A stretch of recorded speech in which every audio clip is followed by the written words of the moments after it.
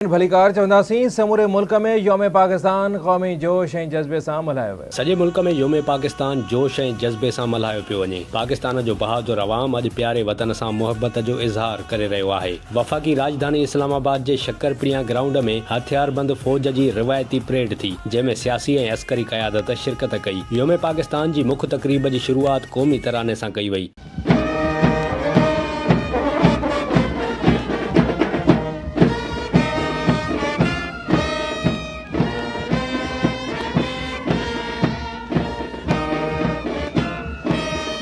सदर आसिफ अली ज़रदारी, वज़ीर आज़म Shahbaz Sharif, chairman joint chiefs of staff committee general Sahir Shamshad Mirza ऐं army chief general Syed Asim Munir, Pak navy जे सरबराह एडमिरल नवीद अशरफ ऐं पाक फ़ज़ाइया जे सरबराह air chief marshal Zaheer Ahmed Babar Sidhu समेत ॿिया मेहमान परेड में शरीक थिया। सऊदी दिफ़ा वारे वज़ीर शहज़ादे ख़ालिद बिन अब्दुल अज़ीज़ परेड में ख़ासि मेहमान तौर शिरकत कई। सदर आसिफ अली ज़रदारी परेड जो मुआइनो कयो। परेड में शरीक फ़ौजी जुथन शानदार परफॉर्मेंस जो मुज़ाहिरो कयो।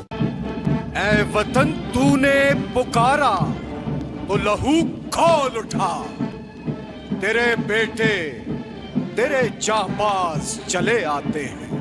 जंगी हथियारनि जी नुमाइश सां गॾोगॾु पाक फ़ज़ाइया जे विढ़ाक जहाज़नि J-10C, JF-17 थंडर ऐं F-16 फ्लाई पास जो शानदार मुज़ाहिरो कयो। Air chief marshal Zaheer Ahmed Babar Sidhu ने बहैसियत फाइटर पायलट इस स्क्वाड्रन से अपनी सर्विस का आगाज किया और बाद अज़ां इसी स्क्वाड्रन की कमान भी कर चुके हैं। फौजी जुथन सलामी पेश कई, जॾहिं त परेड में औरतुनि जी भरपूर नुमाइंदगी हुई। योम पाकिस्तान जी परेड में गिलगित बल्तिस्तान स्काउट्स, चीन ऐं आज़रबाईजान जे जुथन भी शिरकत कई। चइनी सूबनि जी ख़ूबसूरत सकाफ़त जी नुमाइंदगी कंदड़ रिवायती फ्लोट्स भी परेड जो हिस्सो बणियूं। योम पाकिस्तान जे मौक़े ते ॾींहं जी शुरूआत ते तोपुनि जी सलामी ॾिनी वई। इस्लामाबाद में 31 तोपुनि जी सलामी ॾिनी वई। सूबाई राजधानियुनि में 21 तोपुनि जी सलामी पेश कई वई। लाहौर में मज़ार इक़बाल ते गार्ड्स जी तब्दीली जी पुरवकार तकरीब थी, जिते पाक फ़ज़ाइया जे ख़ासि जुथे फर्ज़ संभाले वरता। Air vice marshal Tariq Mahmood तकरीब जो ख़ासि मेहमान हो।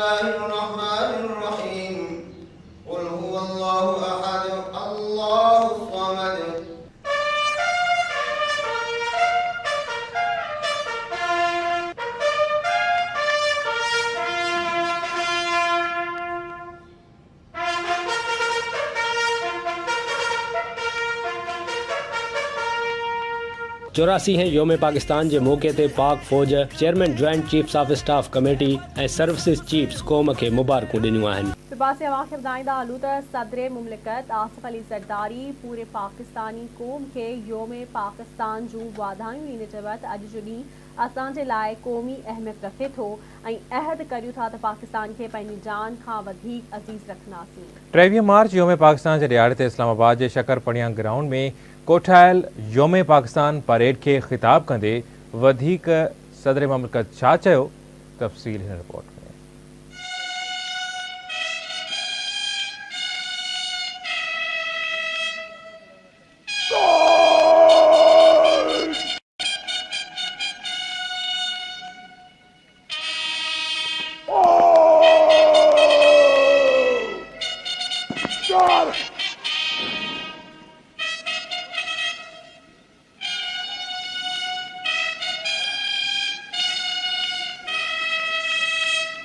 सदर ममलिकत आसिफ अली ज़रदारी पूरी पाकिस्तानी क़ौम खे योम पाकिस्तान जूं वाधायूं ॾींदे चयो त अॼु जो ॾियारो पाकिस्तान जे लाइ क़ौमी अहमियत रखे थो ऐं यादि करियूं था त पाकिस्तान खे पंहिंजी जान खां वधीक अज़ीज़ रखंदासीं। पूरे पाकिस्तानी कौम को योम पाकिस्तान मुबारक हो। आज हम आज़ादी के राह में कुर्बानी देने वाले कायदीन, शोहदा और गाजियों को खराज तहसीन पेश करते हैं और ये अहद करते हैं कि हम पाकिस्तान की तामीर और तरक्की और सलामती को अपनी जान से ज़्यादा अजीज़ रखेंगे।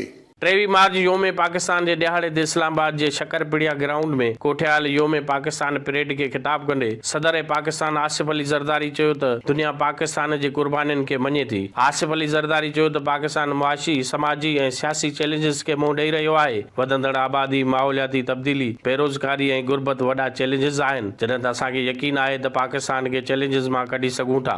इस वक्त पाकिस्तान को मुख्तलिफ मुआशी, समाजी और सियासी चैलेंजेस का सामना है। बढ़ती आबादी, क्लाइमेट चेंज, तालीम, सेहत की मसाइल, बेरोज़गारी और गुर्बत बड़े चैलेंजेस हैं। मेरा ईमान है कि जिस तरह माजी में हमने मुश्किलातों का मुकाबला किया, इसी तरह हम आज भी पाकिस्तान को इस चैलेंजेस से निकाल सकते हैं। हुन चयो त चूंडुनि खां पोइ मुल्क में जमहूरी हुकूमत क़ाइम थी चुकी आहे। असांजी ज़िम्मेवारी आहे त गॾिजी ॾुखाइनि जो हल कढूं। सनदि चवणो त नौजवान पाकिस्तान जी तरक़ी ऐं रोशन मुस्तक़बिल जा अमीन आहिनि। आसिफ अली ज़रदारी वधीक चयो त SIEFC सां मुल्क में तरक़ी ईंदी, जेका मुल्की तरक़ी लाइ हाकारी साबित थींदी। हुन चयो त सियासी जमायतूं मुल्की मफ़ादनि ख़ातिर इख़्तिलाफ़ हिक पासे रखी मुल्की मुफ़ादनि ख़ातिर गॾिजी वेही मसला हल कनि। पाकिस्तान की इकॉनमी के लिए स्पेशल इन्वेस्टमेंट फैसिलिटेशन काउंसिल बना दी गई है। इस मंसूबे के तहत foreign investment agriculture, livestock, minerals, mining, information technology और एनर्जी सेक्टर में तरक्की लाई जाएगी। मुझे उम्मीद है कि ये मंसूबा मुल्क की इकॉनमी के लिए मुस्बत साबित होगा। मैं तमाम सियासी जमातों से गुजारिश करता हूं कि वो मसले के हल के लिए अपने सियासी मफादात को एक तरफ रख के पाकिस्तान की सलामती, तरक्की और खुशहाली के लिए मिलकर काम करें। सदर पाकिस्तान चयो त पाकिस्तान पाड़ेसरी मुल्कनि सां बहितर लाॻापनि जो ख़्वाहिशमंद आहे। पाकिस्तान जी सलामती ते का बि सौदेबाज़ी न कई वेंदी। हुन चयो त हथियारबंद फ़ौज कंहिं बि अगराई खे मुंहुं ॾियण लाइ तयारु आहे। कंहिं बि ताक़त खे पाकिस्तान खे गैर मुस्तहकम करण न ॾींदासीं। सदर आसिफ अली ज़रदारी चीन, सऊदी अरब, UAE ऐं ॿियनि मुल्कनि जो शुक्रियो अदा कंदे चयो त दोस्त मुल्कनि हर ॾुखे वक़्त में असांजो साथ ॾिनो आहे। सदर आसिफ अली ज़रदारी वधीक चयो त खिते में अदम इस्तेहकाम जो बुनियादी सबबु वालाइरल कश्मीर ते भारतीय कब्ज़ो आहे। वालाइरल कश्मीर में कत्लेआम ऐं इंसानी हक़नि जूं भञकड़ियूं थी रहियूं आहिनि। हुन चयो त पाकिस्तानी अवाम सदाईं कश्मीरनि सां गॾु बीठल आहे। सदर आसिफ अली ज़रदारी आलमी बिरादरी खे अपील कई त मासूम फलस्तीनियुनि जो कत्लेआम बंदि करायो वञे। हुन चयो त पाकिस्तान जो अवाम फलस्तीनियुनि जी हिमायत जारी रखंदो। With regards to humanitarian catastrophes unfolding in Gaza, we appeal to the international community to take measures to ensure that the killing of innocent Palestinian people, including children, women, is immediately halted.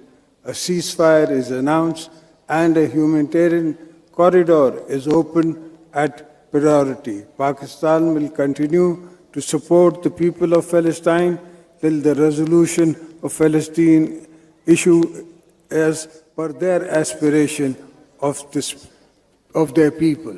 सदर पाकिस्तान जो चवणो त दुनिया असांजे कुर्बाननि जो इतराफ़ करे थी। हुन चयो त अॼोके ॾियारे ते असां आद करियूं था त पाकिस्तान जी सलामती, तरक़ी ऐं खुशहाली खे पंहिंजी जान खां वधीक अज़ीज़ समझंदासीं। इस Ramzan try Tang lemon pepper का फ्रूटी फ्लेवर और रखें अपने बच्चों को रिफ्रेश्ड।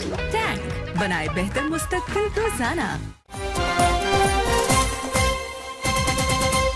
नाज़रीन, योम पाकिस्तान जे ॾियारे ते सदर आसिफ अली ज़रदारी ज़िंदगी जे मुख़्तलिफ़ शोबनि में ख़िदमतूं सर अंजाम ॾींदड़ शख़्सियतुनि खे एवार्ड्स ॾिना।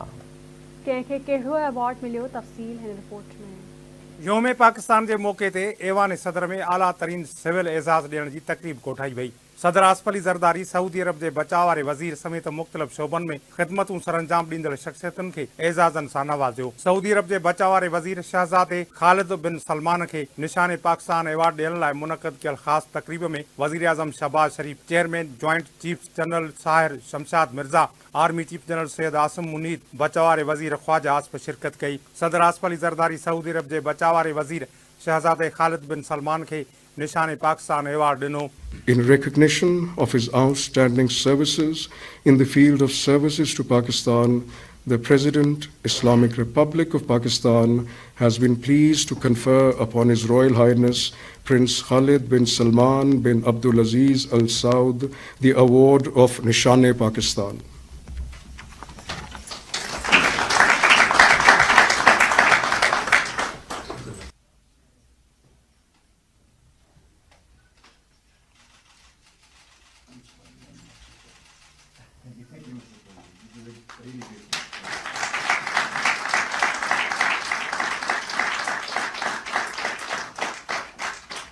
सदर आसिफ अली ज़रदारी ॿिन अलॻि तक़रीबुनि में सीनियर सियासतदाननि राजा ज़फ़रुल हक़ ऐं सिंध जे अॻूणे वॾे वज़ीर सैयद क़ाइम अली शाह खे निशान इम्तियाज़ अवार्ड सां नवाज़ियो। आसिफ अली ज़रदारी अॻूणी निगरान नाणे वारी वज़ीर डॉक्टर शमशाद अख्तर खे बि निशान इम्तियाज़ ॾिनो। Retire air marshal Najeeb Akhtar ऐं न्यूक्लियर साइंस में ख़िदमतूं सरअंजाम ॾींदड़ मरहूम मोहम्मद हफ़ीज़ कुरैशीअ खे बि निशान इम्तियाज़ अवार्ड ॾिनो वियो। क़ौमी हॉकी टीम जे अॻूणे कप्तान सलाहुद्दीन सिद्दीकी ऐं मशहूर शाइर इफ्तिखार हुसैन आरिफ के बे निशान इम्तियाज मिलियो। जनाब मोहम्मद हफीज़ कुरैशी मरहूम।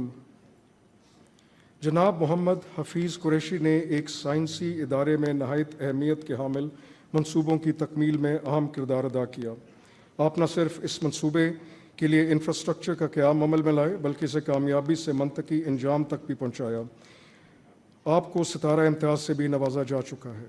सीनियर सहाफ़ी एंकर सुहेल वड़ाइच के सहाफ़त के मैदान में ख़िदमतूं सरअंजाम ॾियण ते सदारती एज़ाज़ बराए हुसन कारकर्दगीअ सां नवाज़ियो वियो। सदर आसिफ अली ज़रदारी सऊदी तरक़ियाती फंड के चीफ एग्ज़ीक्यूटिव ऑफिसर सुल्तान बिन अब्दुर्रहमान अल मुर्शिद के हिलाल क़ाइदे आज़म सां नवाज़ियो। अॻूणे आजी बलोचिस्तान मुश्ताक अहमद सुखेरा ऐं मुआशी माहिर नासिर महमूद खोसा के हिलाल इम्तियाज़ सां नवाज़ियो वियो। ब्रिगेडियर मरहूम सैयद सरफराज अली ऐं फलाही कम कंदड़ डॉक्टर मोहम्मद अमजद साकिब के हिलाल इम्तियाज़ ॾिनो वियो।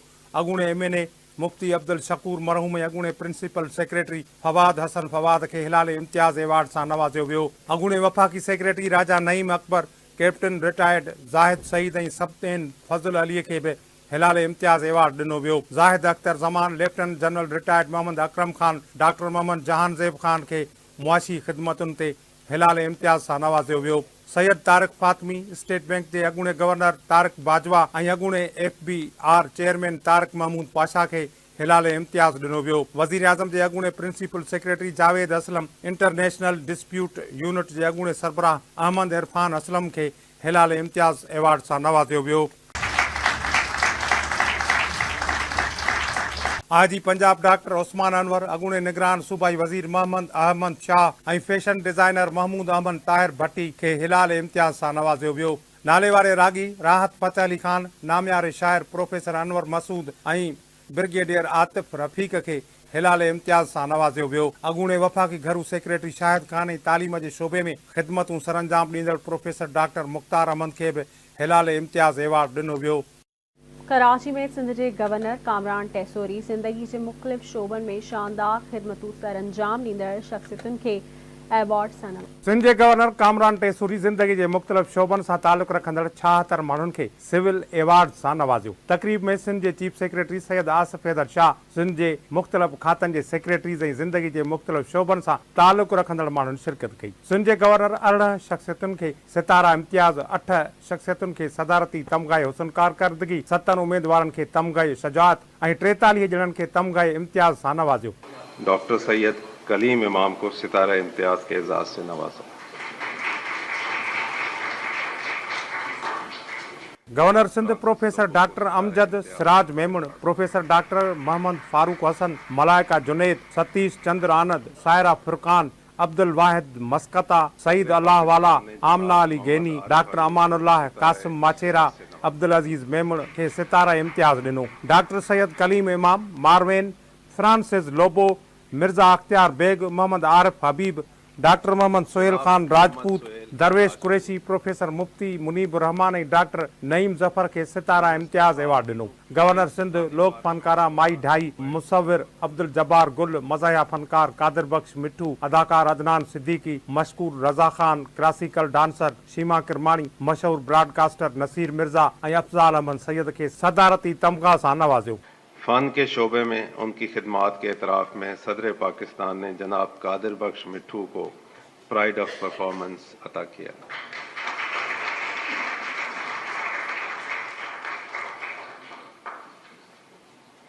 सिंध के गवर्नर कामरान टेसूरी शहीद पुलिस एहलकारन अब्दुल मालिक भुट्टो शहीद अब्दुल मालिक कमांगर शहीद दीन मोहम्मद लगारी शहीद जतोई पिताफी शहीद मोहम्मद सलीम चाचड़ शहीद मोहम्मद अरशद खान जदून ऐं अब्दुल नासर के तमगाए शुजात दिनों। Doctor Khalid Bin Shaheen Syed Naqi Haider Naqvi Zubair Imam Malak Murlidhar Dawani Shaheed doctor Mohammad Ajmal Sawant doctor Hasan Imran Afridi Anwar Amjad professor doctor Naveen professor doctor Nadeem Qamar professor doctor Mohammad Iqbal Afridi doctor Yasir Arafat Gabol doctor Awais Ahmed Lakhiar Arbab Khan Khoso doctor Asma Ibrahim Syed Ghalib Baqar Ghulam Abbas Khaskheli Mushtaq Ali Lashari Banda Ali Mohammad Rahmatullah Khan Darbazai Khan Shahnawaz मली एएस रिंद फिजा अली मिर्जा डॉक्टर सैयद उकेल अब्बास जाफरी शायर अली दोस्त आजिज सहाफ़ी अनवर सन राय डॉक्टर मुश्ताक अली लगारी जाहिद सईद सलीम रज़ाक ताबानी डॉक्टर सैयद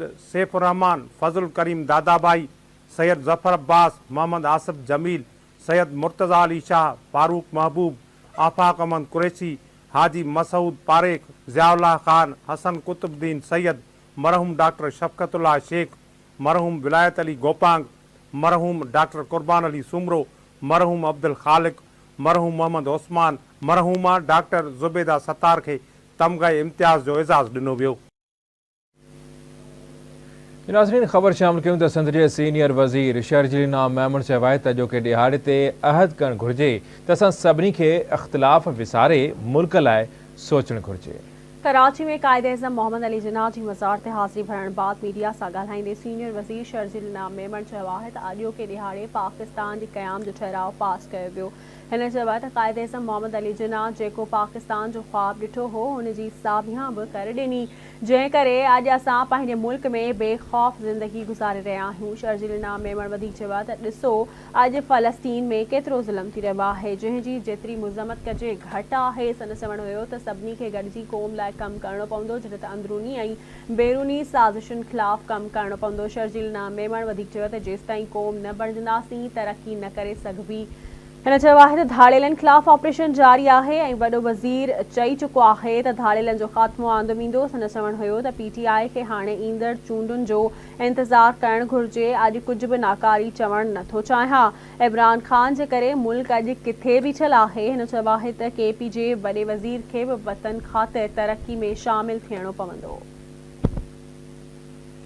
क़यादत मोहम्मद अली जिन्ना साहब जिनकी अजीम कुर्बानियाँ जिन्होंने ख्वाब देखा पाकिस्तान का और ख़ुसूसी तौर पर 23 मार्च को जो रेजोल्यूशन पास किया गया जो कि बुनियाद बना पाकिस्तान की आज़ादी की, आज हम इस मुल्क में अल्हम्दुलिल्लाह जो बग़ैर खौफ के एक आज़ाद मुल्क में रह रहे हैं। आज़ाद कौम की, आज़ाद मुल्क की पहचान और आज़ाद मुल्क को सिर्फ वही आज़ादी समझ सकते हैं जो आज़ाद ममालिक में रह रहे हैं। आज अगर आप देखें जो मज़लूम फ़लस्तीनियों के साथ जो हो रहा है, जो वहाँ पे जेनोसाइड हो रहा है, जो वहाँ पे हज़ारों की तादाद में लोगों का कत्लेआम हो रहा है, उन ममालिक के लोगों को आज एहसास महरूमी सिर्फ इसलिए कि वो एक आज़ाद मुल्क में नहीं है। आज अल्हम्दुलिल्लाह हम ये तहिया हमें करना चाहिए कि जो ख्वाब क़यादत मोहम्मद अली जिन्ना ने इस पाकिस्तान के लिए देखा था, जो ख्वाब उन्होंने इस पाकिस्तान की तरक्की के लिए देखा था, उसमें हम सब मिल बैठकर तमाम इख्तलाफात को भुलाकर, तमाम अपने सियासी इख्तलाफात को भुलाकर, अपनी अना को पीछे छोड़कर और इस मुल्क के लिए, इस मुल्क की आवाम के लिए हम सब एक हो जाएं। कितने भी इख्तलाफात हो उसको ख़त्म करें और पूरी कौम एक मज़बूत कौम बनकर इस मुल्क की तरक्की के लिए काम करे। इस मुल्क में जो दरपेश चैलेंजेस हैं, चाहे वो अंदरूनी चैलेंजेस हैं, चाहे वो बैरूनी चैलेंजेस हैं, चाहे वो जो अंदरूनी साजिशें इस मुल्क के ख़िलाफ़ हो रही हैं, चाहे वो जो बैरूनी साजिशें इस मुल्क के ख़िलाफ़ हो रही हैं, उन सब के ख़िलाफ़ हम सब इकट्ठे हो जाएं। हम अपने प्रीवियस तमाम उसको बैड उसको जो मेमोरीज़ हैं उसको भुला कर, हम पुराने तमाम इख्तलाफात को भुला कर पूरी कौम एक कौम बनकर हम आगे जाएं। क्योंकि जब तक हम अपनी एक इत्तेहाद नहीं दिखाएंगे, जब तक हम एक मजबूत कौम बनकर सामने नहीं आएंगे, तो तो पाकिस्तान आगे इन मसाइल से नहीं निकल सकता। पाकिस्तान की तरक्की के लिए, पाकिस्तान की मजबूती के लिए हमें कायद-ए-आज़म मोहम्मद अली जिन्ना का वो फरमान जिसमें वो इत्तेहाद, तंजीम और यकीन मुहक्कम की बात कर रहे हैं, उसको हमें आगे बढ़ाना होगा। शहीद अल्लाहबख्श सूमरो यूनिवर्सिटी यामशुरू में हॉस्टल वार्डन के हिरासत करण जे इल्ज़ाम हेठ director finance Asif Ali sir खे मुअत्तल कयो पियो। वाइस चांसलर जो चवण आहे त टीम मामले जी जांच करे पंहिंजी रिपोर्ट पेश कंदी, जंहिंखां पोइ कार्रवाई खे अॻिते वधायो वेंदो। यूनिवर्सिटी जे तर्जुमान मूजिबि हॉस्टल वार्डन पारां यूनिवर्सिटी जे ऑफिसर ख़िलाफ़ गर्ल्स रेस्क्यू सेंटर ते मुबैना हिरासमेंट जी दरख़्वास्त दाख़िल कराइण खां पोइ वाइस चांसलर यूनिवर्सिटी में क़ाइम टे रुकनी हिरासमेंट कमेटी खे जांच शुरू करण जो हुकुम ॾेई छॾियो आहे। तर्जुमान मूजिबि यूनिवर्सिटी जी वाइस चांसलर डॉक्टर अराबिला भुट्टो इल्ज़ाम हेठि आयल ऑफिसर आसिफ अली शर खे जांच मुकमिल थियण ताईं मुअत्तल करे छॾियो आहे। अपडेट कयूं, कंदकोट वेझो सब्जी मंडी में रिक्शो हलाईंदड़ नौजवान मुबैना तौर ते अगवा थी वियो। ए सेक्शन थाणे जी हद में रिक्शा हलाईंदड़ नौजवान शाह मोहम्मद चाचड़ खे हथियारबंद अगवा करे विया। मुख़बी नौजवान जे वारसनि जो चवण आहे त हथियारबंदनि फ़ोन करे शाह मोहम्मद खे अगवा करण बाबति ॿुधायो। उन्हनि जो त धाड़ेलनि पारां सुभाणे 11 लॻे ताईं भुंग तलब करे वरितो आहे।